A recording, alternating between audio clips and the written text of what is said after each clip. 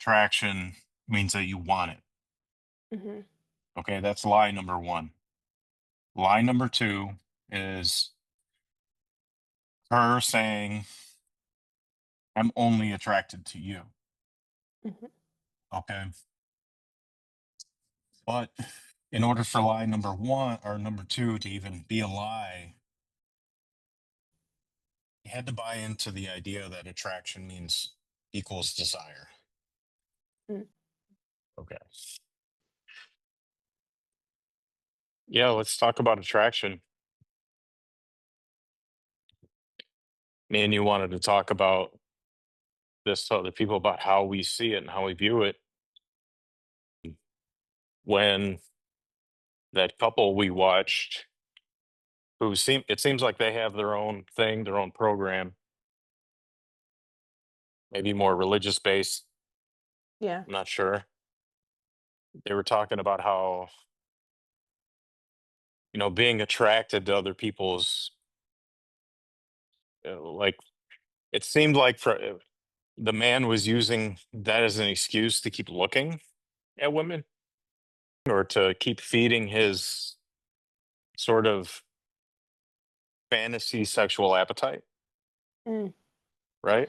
So, from what I remember in the video, like, how it started off, like, they did a little bit of a skit of, like, being attracted to women and looking at attractive women is normal. Like, that's what they let That's off what with on the men. that's what he That's said. what he Yeah, that's what he said, and then she Uh-huh. went into it and was like, "But I don't look at guys that way. I'm not attracted to anybody else but you," and you can tell, like, she intended to tell the truth, but she's lying to herself, Mm. and you can just see it in the video. And she Yeah. went on this spiel about, like, "Yeah, like, you're the only one for me, like, I only have eyes for you." And they Uh-huh. talked about if you're attracted to other things, that's what you desire, and Mm. that's just Mhm. not true. Mhm. Yeah, I don't see it that way either. Just because you're attracted to something doesn't mean you want it. But that's exactly how he had framed it up. Is like the the frame was, if you're attracted to something, it means you want it. But what the way I see it is you're drawn to it. You're drawn to whatever little thing might be. It's not necessarily, yeah, she's attractive, but how? In what ways? Mhm, Right? And he's looking at it from a physical attractive standpoint. I can understand that. I can understand mhm, where that would be a problem because he's just using it as an excuse to check out other women whenever the hell he wanted to and just say, hey, that's just my nature, mhm, you know? And, fuck her feelings about how she feels about it. It's just get used to it. I'm a man, right? mhm. And When we first talked about it, we talked about both sides of things, and I used the analogy of a car, and this might be a really shitty analogy of, like, for me, like, I love muscle cars. Like, if you see, like, a muscle car on the street and stuff like that, and I'm like, "Ooh, that's a nice car." It doesn't mean I'm gonna go out and sell my car to go and get that one. Like, you can yeah. appreciate it for what it is, but it doesn't mean you're going out and getting it, you know what I mean? And, like, you still Hmm. appreciate everything that you have. And it's the same thing with people, because there are many beautiful people out there, and, like, you're gonna come across beautiful people, and you're gonna be attracted to them. It's not There's nothing wrong with it. Like, if you have Hmm. self-control and you're just like, "I'm not gonna go after this person, I appreciate their beauty." Like, they might be a great Yeah. human being, they might have great energy, Yeah. um, and there's nothing wrong with that. So here's the thing, right? Like, I think where there's two lies that took place in that. And number one was that attraction means that you want it. Mhm, Okay, that's lie number one. Lie number two is her saying, I'm only attracted to you. Mhm, Okay. But in order for lie number one or number two to even be a lie, you had to buy into the idea that attraction means equals desire. mm. Okay. And I think it also comes down to where is your devotion? Like, if you're that concerned about your partner looking at other people, there's a misalignment with your devotion of, like, are they dedicated to me? And, like, there's something wrong in that dynamic if you're really concerned about them looking at other people. And, like, not in Well, a way of, it- like, I'm actively going out to check out other people. Like I said, you're gonna see beautiful people. They're everywhere. It is what it is. yeah. Yeah. And what you do is you sort of deny reality, that to deny that they're beautiful and that they're attractive and that you're attracted to them. You're denying your own inside internal feeling, your internal compass, right? So what if you're attracted to them? What does it matter that you are? What are Mhm. you turning that into? Yeah. Yeah, What's the exactly. story that's going on in your head? And what does the other person think about that too? You guys got to get on the same page as far as Mhm. what attraction means. And that's why me and you had that discussion, Yeah. right? Because I am attracted to other people, Mhm. but I'm attracted to very different things about different people all the time. Yeah. They're in my field because there's something about them that I feel is attractive. Mhm. Guys, girls, there's something about them. In the context of sexual attraction, there's pretty people out there, Mhm. right? And you feel just like drawn to them. And but I know what I want, and that's not the same as attraction. Mhm. I want you. I don't want all these other ones, you Yeah. know? And that's the difference. So I don't have a problem with saying, and that's what there is that, right? Like, and here's where I think the confusion is for a lot of women. Mhm. Is here's the confusion is they confuse attraction with being in love. Just Yeah. because I'm attracted and it's bringing up some feeling within me, it's more intense for you as a woman because it rushes through your whole body. You feel it from vagina to the back of your neck, you know, and um, you'll hear it in a guy's voice. You'll hear it like just being around him. You just feel sort of drawn into it. Okay.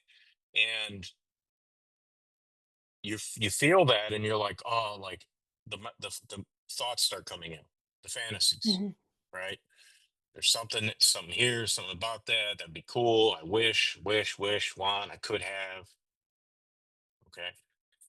And it just like a man would like looking at a woman walking down the beach in her bikini looking hot as fuck, and being like, Mhm. damn, you know, and imagining doing all the porno shit. It's the same thing. But that Mhm. attraction, anyway, like I regress, like that attraction and that in love feeling is where they get confused Mhm. because they feel like they're in love. They're getting that fluttery butterfly feeling. They think that's being in love, but it's not. It's just being attracted to something. Yeah. It's being pulled into the gravity of somebody else. That's it. Yeah. Women confuse the sparks of attraction with the depth of love. Yes. Yeah. Mhm. And that's why being in love, it's deeper than it's that falling, right? Like Mhm. oh, these small realizations that, you know, I really have to be myself with this person. Mhm. And fuck, I mean, this is an extension of me right here. So let it go, show myself, get naked in front of the other person, Yeah. you know? And not just in a physical sense, like emotionally, spiritually, like all of the above. Like to be able to expose yourself and to lay everything out on the table and be like, "Hey, this is me." And even with us, we're still discovering, and we're probably gonna do this for the rest of our lives, we constantly discovering things about each other and learning new things as we grow. Mhm. I know for me, especially when that video came up, like, there was a part of me, like, with my trauma and everything like that, I got nervous because I was like, "Is this a trap?" And then we started talking about it, and I was like, "Hey, it's okay to feel those things. It's okay to, um, have that attraction, appreciate that beauty, and then, like, move on." But, like, and I'll use you as an example. When you, like, compliment women, like, at the gym or, like, really anybody and stuff like that, I love hearing about it because you always make their day. But Mhm. just because you're giving them a compliment about, like, how beautiful they are or, like, how good their physique is at the gym and stuff like that, it doesn't mean you're going home with them. You're coming home to me. And Mhm. so I love that you're able to spread that light as well to other people, and I'm like, "Yeah, it's good."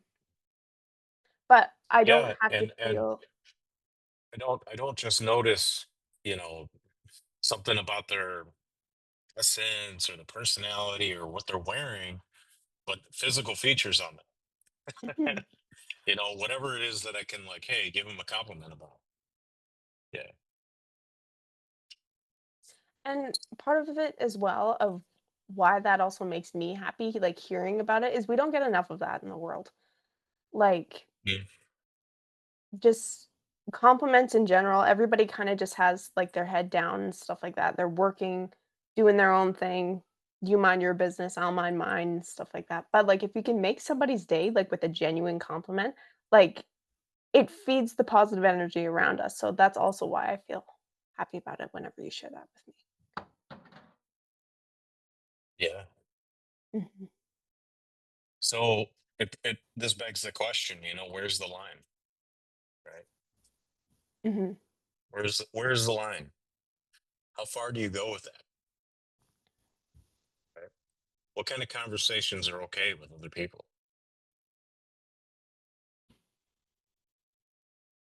And this is something that, like, I'm not really, like, familiar with, because for me, like, I'll give compliments. Like, for example, like, there was this guy at the gym the other day, he asked me, like, what my name was because he said I look familiar. He had an awesome beard. It was, like, down to here, and, like, I told him, "Dude, Fuck you that have a guy. beard." Oh my god. Just kidding.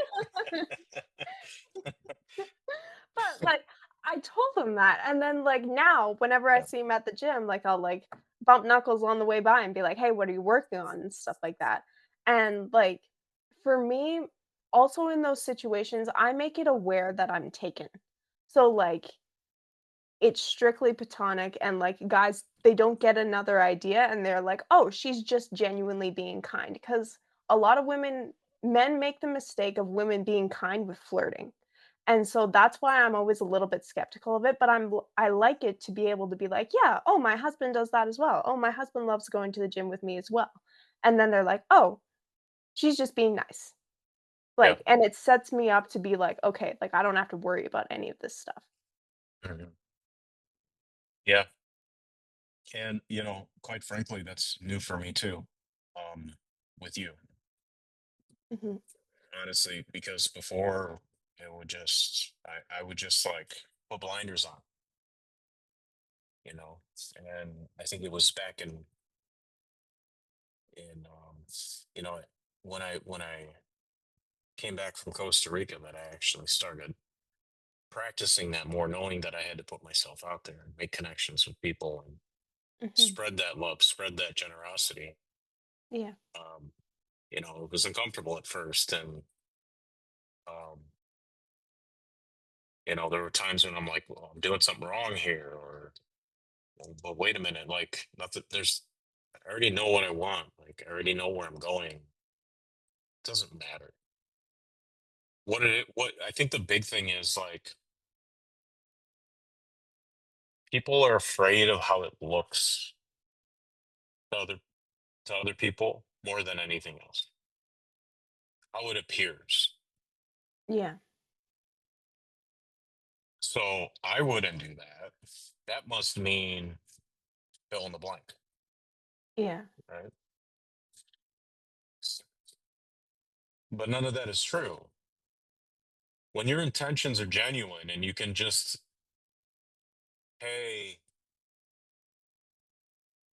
a compliment to somebody, knowing when you know, you can see, like, all right, like for example, when I see a woman who's really working hard on her glutes, Mhm. really working hard, nice glutes, keep up the good work, right? Yeah. Like, yeah, no one says anything. And Mhm. if they do, it's because they want something from them. Yeah. And what I've been noticing is that the more and more that I've been genuinely just paying compliments without looking to get anything out of it at all, just Mhm. give purely, the more I notice that people wish that they could have more. They want the other person, me, to want something. I Mm. notice that. And that's what creates that magnetism, that attraction, Mhm. you know? And there's nothing wrong with that. Mhm. I don't want it. I know what I want. I don't think they actually want it. They just wish that they could have some idea about what that means, whatever it is, whatever fantasy is going on there. And I feel like a lot of people come like, especially, like I don't wanna get into, like, generations and stuff like that because you and I had similar childhoods, but, um,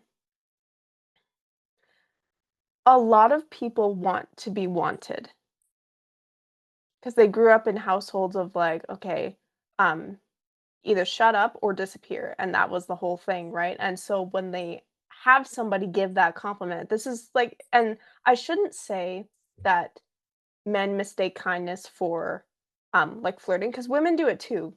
Like, now that I really think about it, like, with this Yeah, they do. I've seen that, but I think men, because they get it so rarely, yeah. they definitely read into it way more for sure. Mhm. I know that personally, and with working with other guys too, like way they like they should hear some of the shit that they tell me. Yeah. Like, like, Um, dude, you're making a big deal out of nothing right now. yeah. But you know, maybe it'll turn into something, man. What do you Mhm. feel? I don't know. What did you do? "Uh, Nothing. All right, man. And it's nothing. Yeah. But yeah, But what I guys was don't get saying it as was, much. like, with those compliments and stuff like that, like, people, like, when there is that magnetism, they want that attention, and like I said, they want to feel wanted. Because a lot of us have grown up into, like, that household of, like, shut up or disappear, and so when you have somebody give a compliment, it's like, "Oh, like, is that something? Like, what's this?" And, like, it just, like, sparks something different, and so a lot of people don't know what to do with that. Yeah, yeah, that's right. And when you say disappear, I mean you're using my word there. Um, that word's come up a lot. Um, but it's more about like shrink, make yourself Yeah. small, Mhm. um, hide your authenticity right now, and act proper, whatever that means, and or appropriate, Yeah. whatever that means. And it usually comes with some fear of making somebody else look bad, Yeah. you know. Um, And I feel like that goes full circle into what you just said about, like, "Oh, I wouldn't do that, so why are they doing that? There's something else going on there." Um, because 'cause we're all worried about the perception of ourselves and other people, of what other people think of us and what we think of other people, and it's just this whole game instead of people stepping up and being their authentic selves, and, like, why is it such a crime, and why is it such a big thing for people to compliment each other? Mhm. Yeah, because they make something out of it, right? Mhm, Like we were saying, that want comes into play, mhm, and just because that want comes into play, it's like, oh, see what you did? You shouldn't have done that, right? Come on now, yeah, you know. Um, because now somebody's feelings are hurt, and it turns into something negative.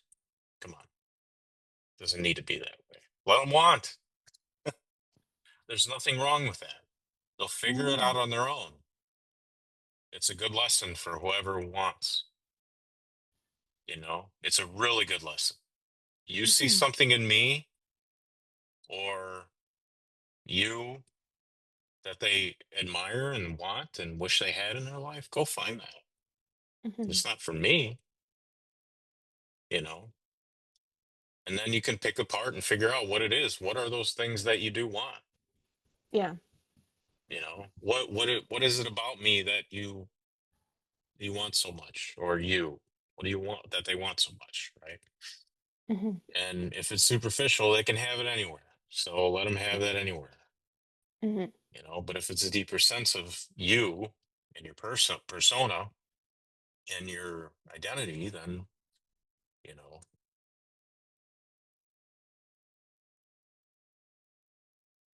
then that's a really good mirror, a good way, a good thing to like look within and figure out how how much of a match I am to that. mhm. Am I embodying those traits, those characteristics, those that essence, whatever, if it's deeper, not superficial. And all of us are mirrors of each other. So when we see something that we like, it's something that we like within ourselves in that other person. And I didn't really embody this way of thinking until we started going out. Like I've heard of it before, but then you mentioned it so often and the way we talked about each other and like what we wanted in a relationship, we mirrored each other quite well and we complemented each other quite well. Um and just being able to know that, because I know a lot of people are like, "You have to love yourself first," this, that, and the other thing.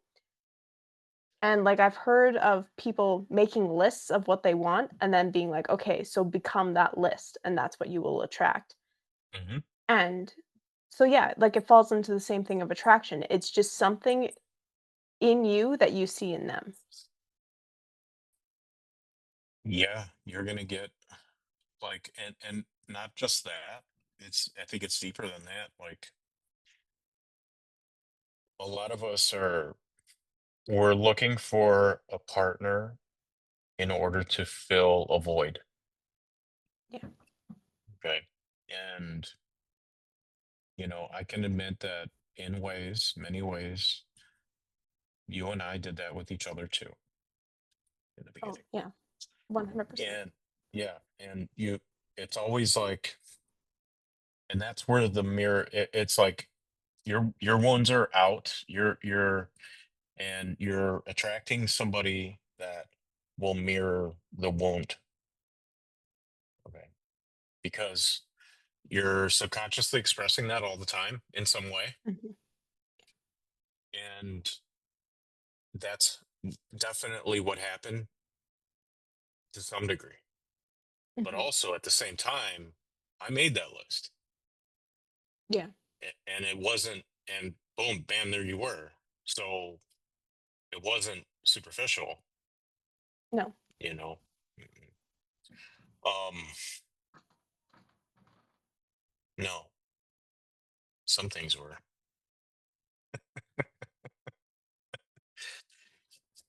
Some things were. Um, but what was superficial though actually reflected something deeper anyway. Mm. It's like when a woman wants a man who's, you know, tall, dark, and handsome. Mm, Okay. Buyer beware, because that means that Mr. Tall, Dark, and Handsome has a lot of options. mhm, So, and she knows that. So, what does she do? She tries to control all that, tries to control him, like how he behaves and everything else, changes him. You're with me now. Be different. You got me. You don't mhm, need to be like that. You don't need to do all that. You don't need to be doing your hair. You can dress like this now, right? Um, and then falls out in love with the guy. mhm. You know, she stops respecting him. But the question is, was she ever in love with him in the first place? Because you can have superficial things, but you and I had, like, a list of depth and, like, specific things that we were looking for before getting into a relationship, and those were our core things, like, you had to be spiritual, relationship with God. For me, I wanted you to have experience in relationships, whether that was failed relationships or just deep dives on what you've done in yourself, and so, for me, like, Check, I had a check. plethora I had a lot of things that I was like, "I want them all to have this," and even the distance between us now, I prayed for that as well. Because at the time, I was, um, going through my Christian girl era, and I was celibate, and I was like, "I want distance so we can grow together and make our relationship strong without having sex first." And we like, Mhm. "Here you are." Yeah, 200,000 miles apart. yeah, Not quite 200,000, but it feels like it some days. definitely. Mhm. But, like, my superficial things is I wanted you to be fit, and I wanted a nice beard. Yeah. Mhm. Hmm. So, like, it's okay to have those superficial things, but you can't have just that. I know a lot of people and, like, I don't mean to harp on men because I know women have it as well, but a lot of men are like, "Yeah, I want her to be curvy, I want her to have brown hair, green eyes, she has to be this tall, blah, blah, blah, blah," and, I just want her to be nice.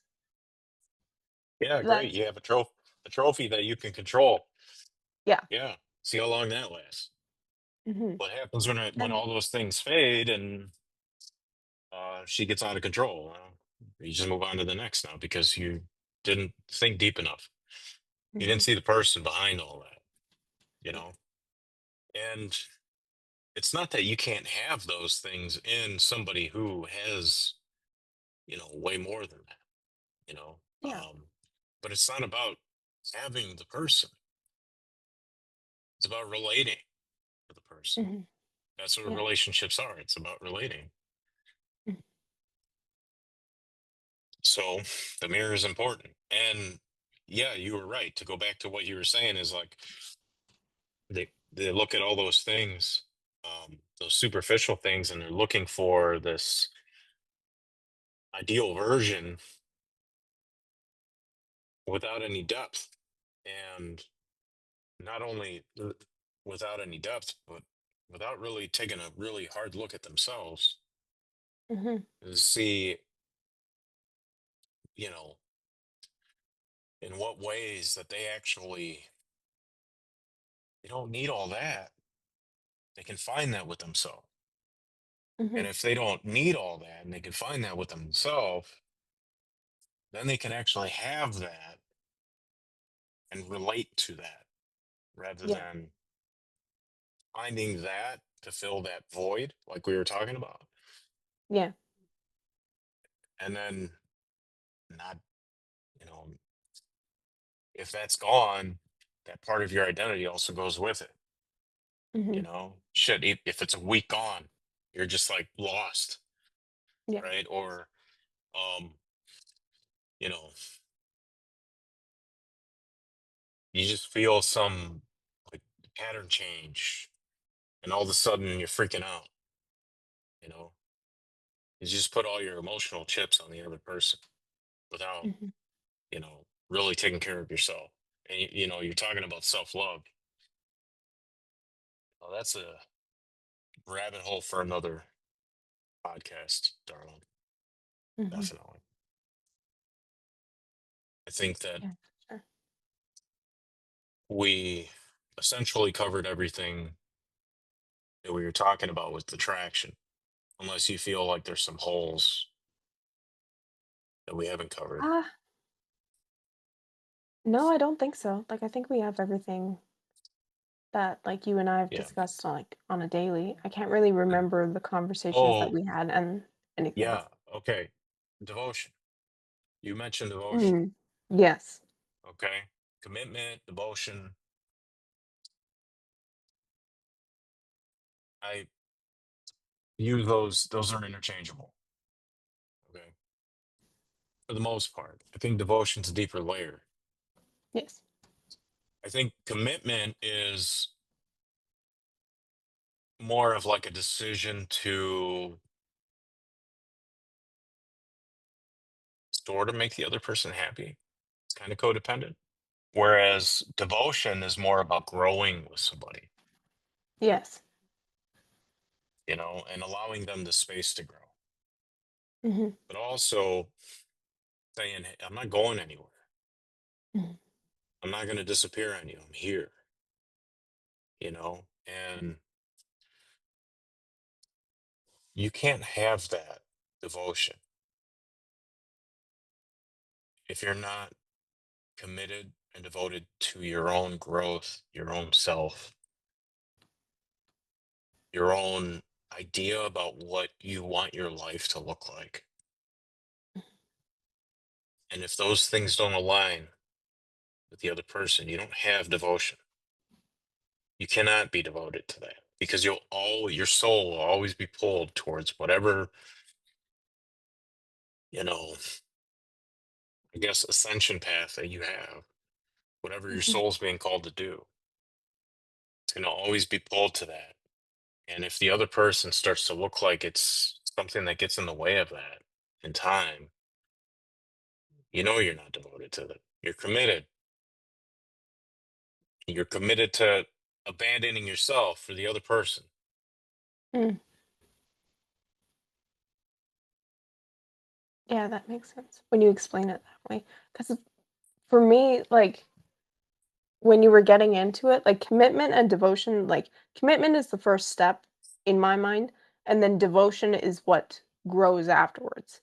That's Mhm. how I saw it, but the way that you describe it, yes, I can definitely see it as that way. Because like, if you're not how are you growing together if you're not growing on your own? If that makes sense. Yeah, it does.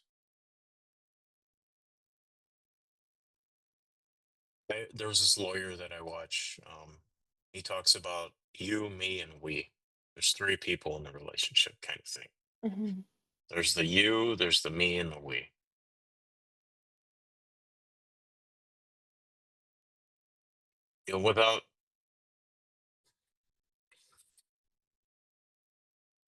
Without you sort of taking care of you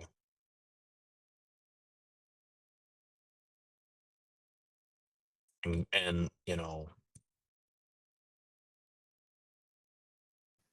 having that same compassion that you expect the other person to have for you, for them too, you know, all you have is power dynamic in the relationship. Who's in charge? Who's in control? And that will shift, right? Like it's honestly what most relationships are. And we talk about we haven't talked about it in a while, but for a while there, it was something we talked about on a daily basis of overflow. What we pour into ourselves and like the devotion we have to ourselves is what comes out into the relationship. And I feel like that tags into this quite well of just being like the you, me, and the we.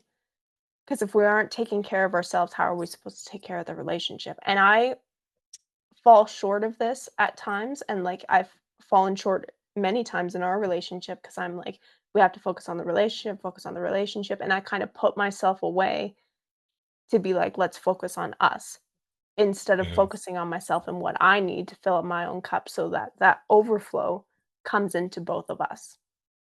And it's still Mhm. something that I'm working through, like, every single day.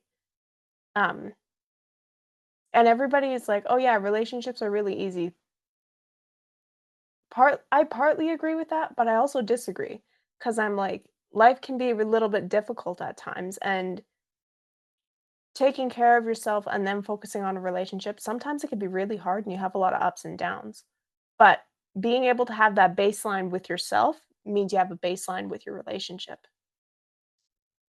Yeah. Well, I mean, considering the nature of our relationship, I can see why you say it's difficult, you know, and but it would be really easy just to, with the distance to just split and Mhm, find someone who we can have an easy relationship with, you mhm, know. Um and even my mentor says relationships should be easy, mm, you know, and I've wrestled with that too. But considering the situation that you're in and I'm in, we need to make room for each other, like separate to be able to grow separate mhm. Yeah. and have compassion and understanding for that. Mhm, So when I see that, and you in particular, darling, you need permission. You need permission to be able to do that. And that's fine. There's nothing wrong with that. I'm good with that. I don't have a problem with that. And you don't even have to ask me. I just see it. I just see that you need that. Um, some relationships are going to be different, or they're gonna demand it because they know, and they're gonna be direct and speak it out loud right away, right? and That I feel like that's y they need I feel like that's focus on. you on your end. Yeah. Yeah. Mhm. Yeah. I'm like, I gotta lock in. I gotta do what I'm doing, Mhm, or um, like, and then when I have that space,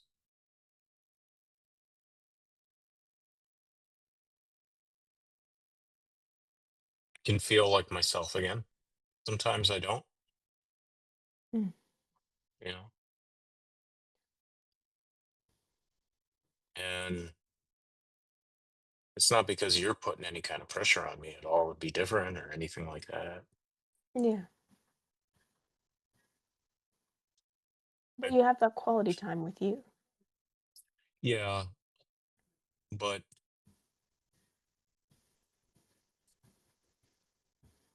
sometimes I do put pressure on myself to be whatever it is you need me to be in the moment too. And here's where a lot of people, I guess we're talking about self love now because, Sorry. oh, all right, we're not saving this for another one. Is when we fall in love and we care about the other person, we are going to put the other person's needs before our own sometimes. And there's nothing wrong with that. Mm,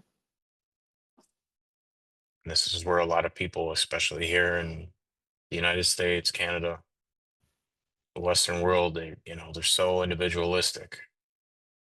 And there's this idea out there that you have to arrive to fully love yourself before you can love anyone else. And that's horseshit. It's fucking mhm. horseshit. because all we're doing is responding to the wounds. We've been wounded in the past, so now we have to make sure that we're doing it right, so that and have arrived and be healed to have a healed relationship. Mm, But there's something that I've coached men through is like you don't have to be healed. Like you're healing. And mhm. as long as you're, I don't know, 80% there, you need somebody there to help you heal too. You need your mirror. You need, because there's nothing like having a relationship to show you who the fuck you really are. Yeah. If you're doing it all alone, you'll be You'll only get blind so to how far. you'll be blind to how your mask is showing up.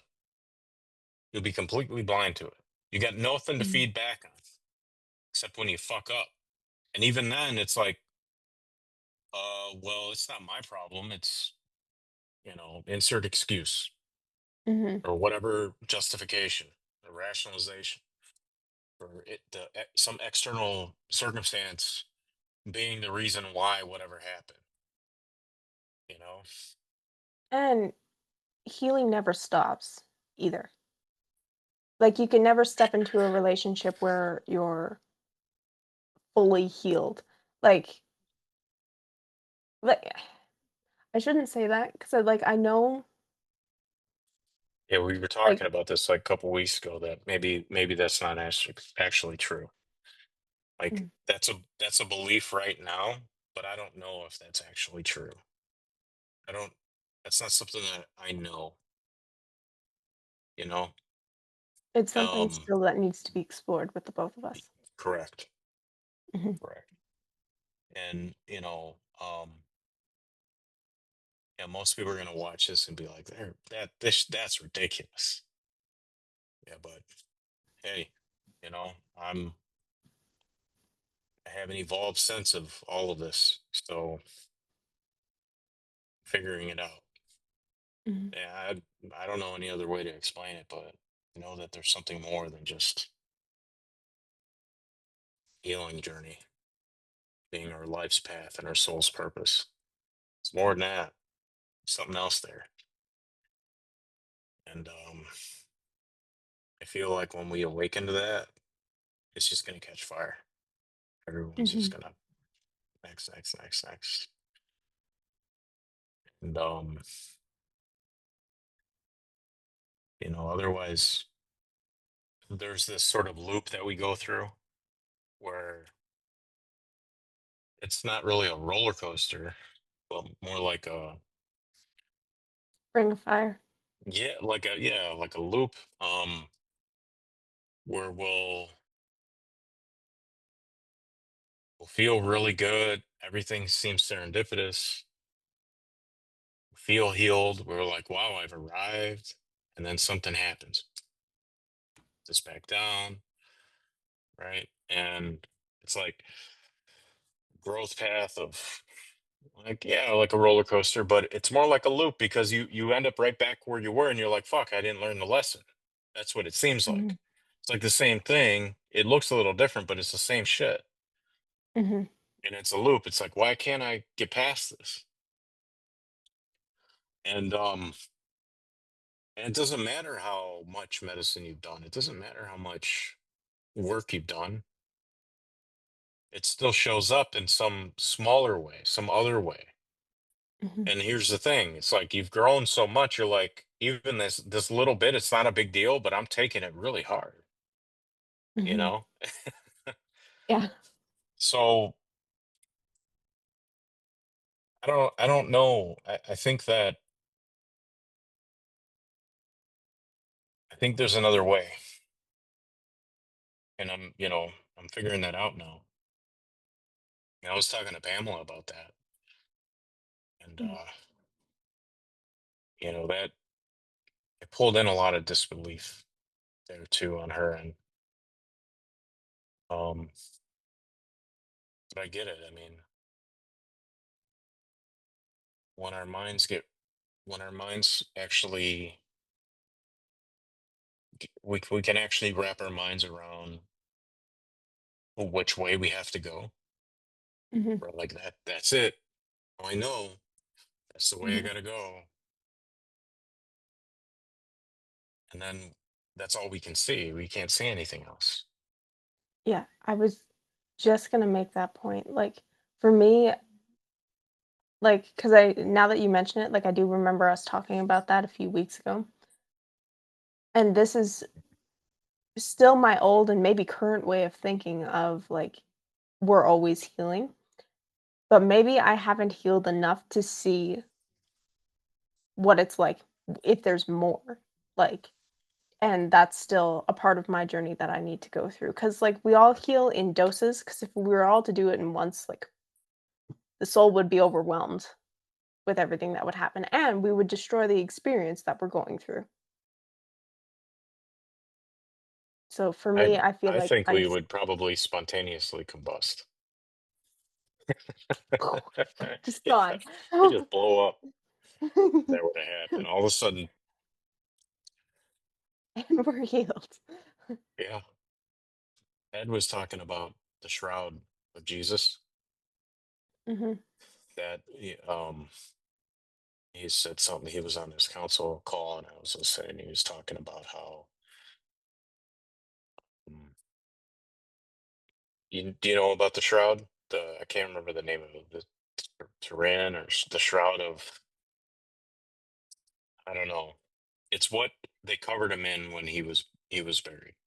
And apparently they Oh, okay, have gotcha. anyone who's been crucified has been covered in some sort of shroud, and they've got thousands of them. Yeah. But Jesus in particular has all the blood stains, every mark on him, like it's all over it. All right. Mhm. And because he's gone through so much trauma, like the blood is still like very much red because of what happens to the blood when it goes through such when your body goes through so much. Yeah. Right. And that there's very fresh DNA on it still. Um, but there's like these burn marks on there too. I remember seeing it when I was like in the 90s or whatever when I was a kid. And perhaps maybe at the moment of his death, his ascension, like he literally turned into a ball of light and burned the freaking shroud. Mm, Maybe. maybe. But if we were to all figure it all out at once, just right, we turn into a ball of light. We'd be one of those spheres that people have been seeing floating in the sky. Yeah. That's what I think. This is it, folks. Till next This time. was fun. Yeah, bless. We'll talk some more about some other interesting shit. It's good, baby. Thank you, baby. Mm.